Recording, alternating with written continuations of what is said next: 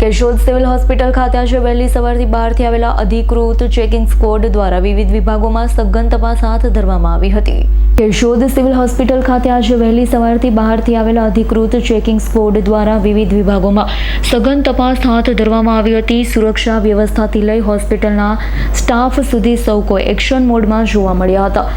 પરંતુ checking squad જમવા તરફ પ્રયાણ કરે ત્યાં જ હોસ્પિટલ પરિસરમાં એક એવો મહાનુભાવ નજરે પડ્યો કે જાણે તેને પણ કેસ કઢાવીને સારવાર કરાવવાની ભારે ઉતાવળ હોય. હોસ્પિટલમાં દર્દીઓની અવરજવર વચ્ચે આખલાની બેફામ હાજરીને લઈ હોસ્પિટલના વ્યવસ્થા સામે પણ સવાલ ઉઠી રહ્યા છે. જ્યાં દર્દીઓ સુરક્ષિત રીતે સારવાર લેવા આવે છે ત્યાં આખલાઓ પણ નિર્ભય બનીને હોસ્પિટલમાં ડેરો જમાવે તો સુરક્ષાની જવાબદારી કોની? ચેકિંગ સ્ક્વોડની હાજરીમાં પણ જો આખલો હોસ્પિટલ પરિસરમાં આરામથી બેસી શકે તો પછી હોસ્પિટલની સુરક્ષા વ્યવસ્થા અને સ્વચ્છતા અંગેની કામગીરી સામે અનેક સવાલ ઊભા થયા છે. હવે જોવાનું એ રહ્યું કે હોસ્પિટલમાં આવતા દર્દીઓ માટે કેસબારી પહેલા ખુલશે કે પછી આખલાઓ માટે દરવાજા બંધ કરવાની વ્યવસ્થા થશે. રાવલિયા મધુનો રિપોર્ટ, S9 ન્યૂઝ, જૂનાગઢ.